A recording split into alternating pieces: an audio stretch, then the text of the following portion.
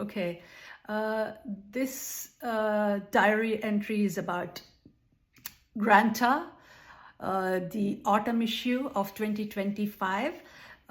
It's Granta 173. I'm talking about it because I'm one of the contributors. I wrote a nonfiction piece about my mother getting diagnosed with dementia and me becoming her full-time caregiver. And this in this Granta it's an India special. I think that every now and then they do country specials. I remember a while ago they did one issue that's dedicated to China. And so anyway, this is India special, and all the contributors are Indians except Thomas Meaney, the editor, who wrote the introduction. And anyway, so Granta calls itself the home of new writing. So if you're new to writing, and even if you're a photographer or a linguist, I guess like you can get published here if you're good. And anyway, so there are like six categories of contributions. One is fiction, non-fiction, poetry, interviews, photography, and symposia. And among fiction, there are like six contributors. The first one is Vivek ShanBhag. I recognize him because I know him. A friend of mine a while ago gave me a short novel written by Vivek ShanBhag in Kannada and translated into English. It's called Gachar Gachar. If you haven't read it, you must read it. It's really, really fantastic. And the other names I don't recognize. And then there is Geetanjali Shree. And I just Googled her, and it seems that she was awarded the International Booker Prize. Then there is Devika, Rege, Saharu, Nussaiba, Kannanari, Jeymohan, and Umesh, Solanki. And then under interviews, there was an interview by Salman Rushdie. It's called Granta Still Owes Me. And then another one by an Indian named Sanjay Subramanyam. It's called Indian Temptations. And a non-fiction, it's me, Snigdha Poonam, Raghu Karnad, I recognize his name, and Srinath Perur, and Karan Mahajan. I read his piece in Granta. It's called The Assassination of a Canadian Sikh, I think. And then there is Symposia under nonfiction. It's about the languages of the subcontinent. And there's Assamese, Bangla, Gujarati, Hindi, Kannada, Malayalam, Marathi, Nepali, Punjabi, Sanskrit. Oh God, Sanskrit. I don't know why they included it. It's a dead language. BJP is trying, RSS is trying to revive it. And I don't know why Granta should give them legitimacy. And then Tamil, Telugu, and Urdu. And under photography, there is Dayanita Singh and Yash Sheth and Kirtana Kunat. And poetry, it's Arvind Krishna Mehrotra. And then Sumana Rai. Okay, so it's very good. So this is the cover that is Modi in a space helmet. I think it's it refers to let's see, Kirtana Kunat's photography. It's called India in Space, and Srinath Perur wrote Satellites for the People. I think maybe that's the theme.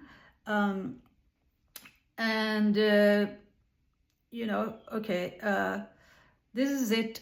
Raghu Karnat wrote Digging Up the Mahabharata. And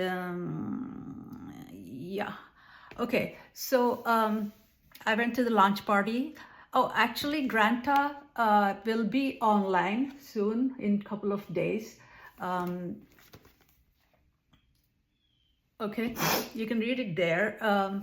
Anyway, this is the first launch party I ever went to, even though I wrote a book that got pretty good reviews. And I imagined it to be like the way they depict launch parties in TV. For example, Colombo had, the series Colombo had a couple of episodes with literary figures in it, and it's just like that, like fashionable people. It's not like Hollywood fashion, but literary fashion. Fashionable people standing around in little knots with stemmed glasses of booze and chatting animatedly. And I was kind of prepared to how to behave myself in such a party. So I prepared to answer if somebody asked me like, oh, what have you been reading lately? So I prepared my answer, and I bought new shoes, but I didn't wear them. I carried them in a bag because I didn't want to get them dirty in the New York streets. But when I went there, I ended up not changing my shoes because nobody was looking at anybody else's feet. Anyway, so the first thing Meaney did, the editor, introduced me to two people. One is Karan Mahajan. He's about 40. He's a young writer. And then the second one was Salman Rushdie. And I wasn't expecting it, and he wasn't expecting to be introduced to me, so it was kind of awkward. So I said, oh, nobody needs to introduce you to me because you are so famous. Even people who are not readers worldwide know you. And he didn't know what to say. He's like, like he's like cat got his tongue vibe. But fortunately, we were spared of the awkwardness when other people came up to me and started talking. And because most of the contributors were from India and they weren't present there, except me and Salman Rushdie and Karan Johar and somebody else. And so these other people who attended were mostly academic people and people in media. And a woman, a Harvard professor, came up to me and talked to me, then a Columbia professor and a Wesleyan, and a woman from Williams College. She said she's writing a book on Kasturba Gandhi. And there was a research scholar from NYU. And some of them had already read my piece, even though I didn't read because the magazine came just an hour or so before the party.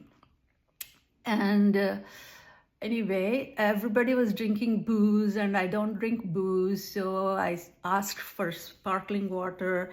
And after some time, I got embarrassed that, I was the only one not drinking booze. So I went up to the bartender and asked him to make something that's very palatable and doesn't taste or smell like alcohol. And he managed to make something that's really tasty, very sweet. But after just one, I was like, ooh. And so I told somebody, look, I'm like, lightheaded. So they immediately went and got me some food because apparently one should not drink on empty stomach. But, I asked Meaney to introduce me to this guy who wrote on Telugu, Madhu H. Kaza, but he couldn't find him, so I left without meeting him. And I was going to take the subway, but Meaney put me on Uber, and I went home chewing on a piece of bread. And at home, I thought everybody would see that I had booze, but nobody saw that. And I even asked, like, do you think I drank? And he said, oh, no, you didn't drink. I have a feeling that the bartender made a placebo drink for me with no alcohol, but he told me that it's alcohol. In any case, this is Granta 173, and I like my piece. I like Vivek ShanBhag. I read Karan Mahajan. He's good, so you must read it. And by the way, I met this guy named Atish Tasir. I know him from internet, and somebody introduced me to him, and he said something like about, I said to him that, look, my parents used to read your mother's writings and their admirers. And he said, oh, I don't want to defend her. I said, what, defend what, So I went home and Googled, and apparently she said she's opposed to caste-based reservations. Why should I be offended? Why should he defend her to me? First of all, I consider her my mother's generation, not my generation. I don't know. I don't read her. And then I don't care to be upset by someone saying anti-reservation stuff, because I have my own unique stand on reservations. And that's that. Anyway, okay, hope to see you again. Thanks. Bye.